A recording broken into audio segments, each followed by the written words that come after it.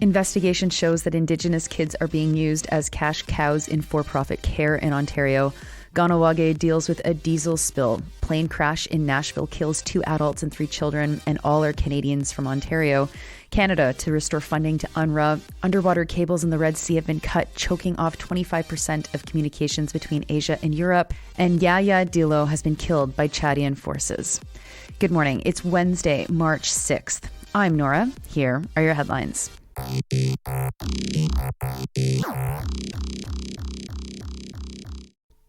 First, to an investigation from Global News that looks into just how much private group homes leech money off housing Indigenous young people. The investigation from Andrew Russell, Carolyn Jarvis, and Michael Robel took a year to do and has found that, quote, some private group homes allegedly prey on the vulnerability of Indigenous youth from remote First Nations in order to generate profit, unquote. Some kids are being moved hundreds and even thousands of kilometers away from northern Ontario to the south, only to be subject to conditions that are similar to residential schools. The allegations include children being quote-unquote violently restrained, punished for speaking their languages, and one child asking social workers who were Indigenous if they were there to rescue him. During their investigation, here were the main findings. Some homes specifically sought out northern Indigenous youth to have a stable revenue stream. Indigenous children's aid societies from the north are charged higher daily fees for the care of their children than non-Indigenous agencies. This despite the fact that northern agencies are already cash-strapped. Global calculates that they are paying 26% more in fees to place a child. But that's an average. Global found cases where Indigenous agencies were paying 50 to 80% more than non-Indigenous agencies to place a child. One facility was charging $1,242 per day for a child who had a chronic medical issue and complex emotional needs. There's no guarantee that Indigenous children will receive cultural services either, and some former staff allege that this doesn't happen routinely. Many compared the facilities to prisons. The investigation focuses on Bayfield treatment centers and 2 youth who describe horrifying abuse that they witnessed or experienced. Now, if you search Bayfield treatment centers to see where it's located, as I did, and it's in Prince Edward County in Ontario, you will find Google reviews that are mostly horrifying. There are comments about regular injuries due to restraints. One person says that they were once knocked unconscious by a staff person. And the comments are all ranging from just a month ago to about 5 years ago, of people talking about their own experiences recently and going back to the 1990s. Most of the comments there are from former residents, all who mention being restrained, or parents who are horrified by what their children experienced. Interestingly, there are 3 5-star reviews from people who've all passed the level of, quote, local guide, unquote, for Google, which is people who might have something to gain by promoting community workplaces. Ontario's Minister of Children, Community and Social Services, Michael Parsa, refused an interview for the feature when Global asked. The feature is quite long, and so I didn't get into everything that they uncover. I really encourage you to check it out.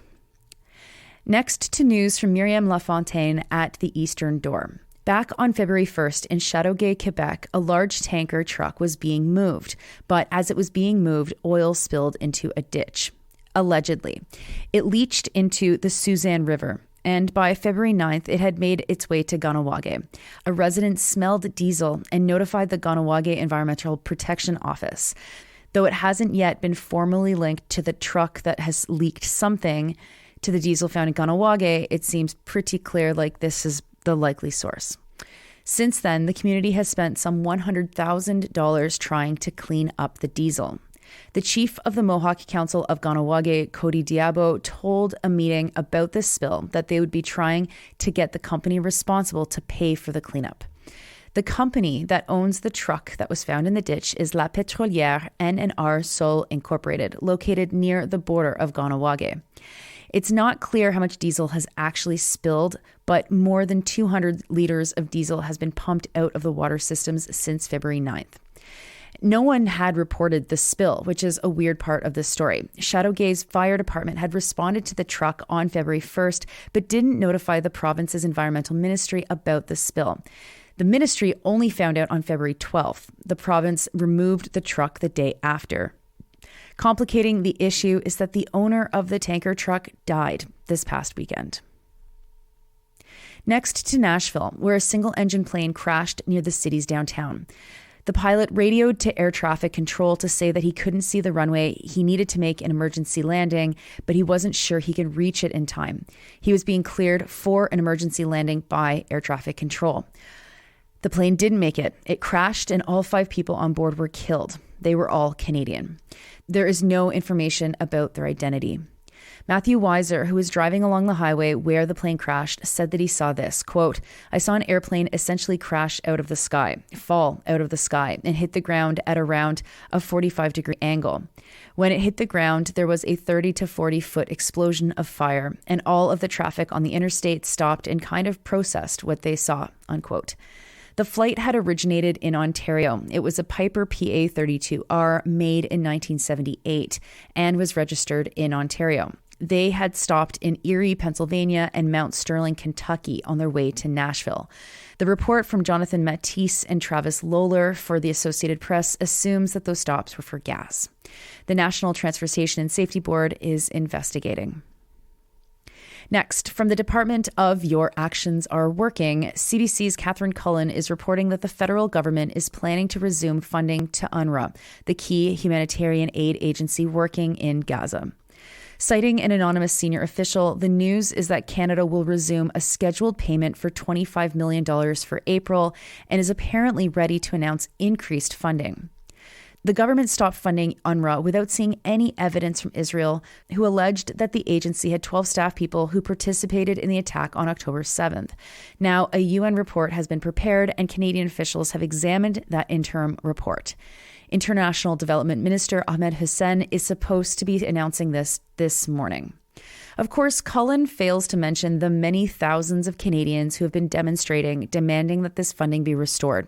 It apparently was all because they received this report, said Cullen's anonymous source. It's a bit too convenient, this collusion between Cullen and the source, to make sure that the government has some cover for the decision that they've taken. But let's be clear, there was a key message delivered to Hussein the other night when he was trying to attend dinner with the fascist Prime Minister of Italy. He had to reverse the decision regarding UNRWA. This is what protesters told him, and it's pretty clear in any of the footage that you watch. This announcement and those calls were not a coincidence, and so shame on the CBC for not even mentioning this critical call at all of the constant rallies and protests and actions that have been happening across Canada since Hussein made the announcement that they would cut funding to UNRWA. Next to international news, the BBC is reporting that 4 of 15 cables below the Red Sea have been cut. The cut cables were Seacom, TGN Gulf, Asia, Africa, Europe 1, and Europe India Gateway. Yeah, it's kind of cute that underwater cables all have names. The cut has impacted a quarter of the data that flows between Asia and Europe. Some 80% of Western-bound communications from Asia pass through these cables. HGC Global Communications, based in Hong Kong, said that they were working to reroute the impacted traffic. Whether the cables were sabotaged or cut accidentally, like from a passing anchor, isn't yet known. The BBC story reminds readers that the Yemeni government, which is not a fan of the Houthis, who control the Red Sea coast, warned that the Houthis would sabotage undersea cables as part of their Red Sea actions to try and bring pressure onto Israel to stop massacring Palestinians. But the Houthis have denied that they've had anything to do with this. Instead, they blamed U.S. and British military strikes. Oddly, the piece includes this detail. Quote, last week, Israeli business website Globus reported that the same 4 cables running between the Saudi city of Jeddah and Djibouti had been damaged and pointed the blame at the Houthis without providing any evidence. Sky News Arabia, which is based in the United Arab Emirates, cited unnamed sources as accusing the Houthis of quote-unquote blowing up the cables. The Houthis' telecommunications ministry denied these reports, unquote. The article then doesn't say anything more about the timeline between a random Israeli business website saying that the 4 cables were cut and then the cables being cut, or how weird a coincidence this is. It's just kind of given to us with very vague timelines, and we're supposed to just go, oh, okay, Sorry, have the cables been cut for a week, or were they just cut as the reporting sounds? And if they weren't cut for a whole week, how did a business outlet in Israel know? And finally, an update from Chad. In the midst of storming the headquarters of the Parti Socialiste Sans Frontières in N'Djamena, Chadian forces killed the party's president, Yaya Dillo. In an interview with Radio France Internationale, the Minister of Communications, Abderrahmane Koulamala, explains that the violence was the fault of the Socialist Party's actions, that Chadian authorities had quote-unquote no other choice than to exchange gunfire with Dillo, who then succumbed to his injuries. Many people took to social media to say that Dillo was deliberately targeted, something that Koulamala, of course, denies.